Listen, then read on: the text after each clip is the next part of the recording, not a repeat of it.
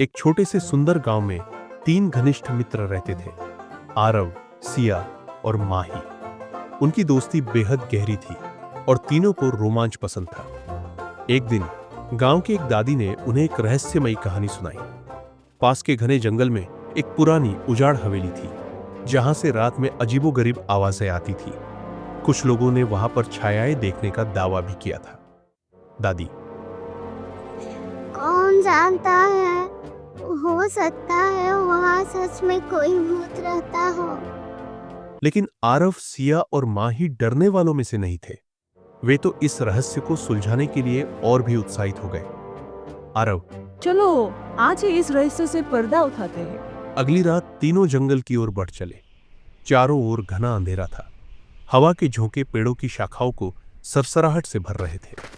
रात की नीरवता के बीच केवल उनके कदमों की आवाज गूंज रही थी।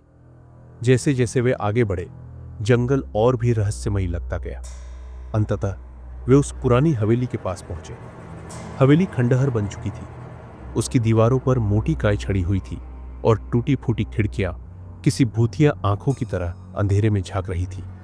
चारों ओर एक अजीब सा सन्नाटा था, मानो हवेली भी उनकी उपस्थिति को भांप चुकी हो। सिया: क्या हम सच में अंदर जाए? माही: बिल्कुल, डरने की क्या जरूरत। माही ने हिम्मत जुटाते हुए दरवाजा धीरे धीरे खोला। दरवाजे के खुलते ही एक जोरदार चीख जैसी आवाज गूंज उठी। वे ठिठक गए, पर आरव ने साहस दिखाते हुए कहा: आरव। ये तो बस हवा का असर होगा। वे अंदर दाखिल हुए। हवेली के अंदर धूल की मोटी परत जमी थी और हर तरफ जाले लटके हुए थे। तभी एक कोने में पड़ी पुरानी घड़ी ने अचानक टिक टिक करना शुरू कर दिया। उसकी सुइयां तेजी से घूमने लगी। माही: ये कैसे हो सकता है? आरव: अभी हमें आगे बढ़ना चाहिए। हालांकि आरव की आवाज में भी घबराहट थी। वे आगे बढ़ते गए और उन्हें एक सीढ़ी दिखी जो ऊपर की ओर जाती थी। वे सीढ़ियां चढ़ने लगे, लेकिन तभी नीचे के दरवाजे के अचानक बंद होने की आवाज आई। सिया: ये क्या था? आरव: कोई हमें रोकना चाहता है। ऊपर पहुंचते ही उन्होंने देखा कि सामने एक विशाल आईना रखा हुआ था। अंधेरे में उसकी सतह अजीब तरीके से चमक रही थी। जैसे ही वे पास गए, अचानक आईने से एक डरावनी हड्डियों का कंकाल निकलने लगा। उसकी आंखों में लाल चमक थी और उसके दांत किसी शिकार के लिए तैयार लग रहे थे। रहस्यमयी आवाज: तुम यहाँ क्यों आए हो?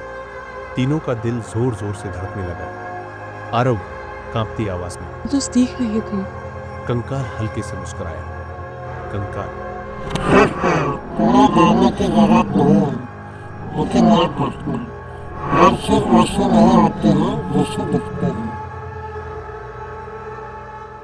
फिर देखते ही देखते कंकाल धीरे धीरे विलीन हो गया और हवेली फिर से शांत हो गई। हवा में रहस्य की एक गूंज अभी भी बाकी थी। सिया: हमें यहाँ से जल्दी निकल जाना चाहिए। तीनों तेजी से सीढ़ियां उतरकर बाहर भागे।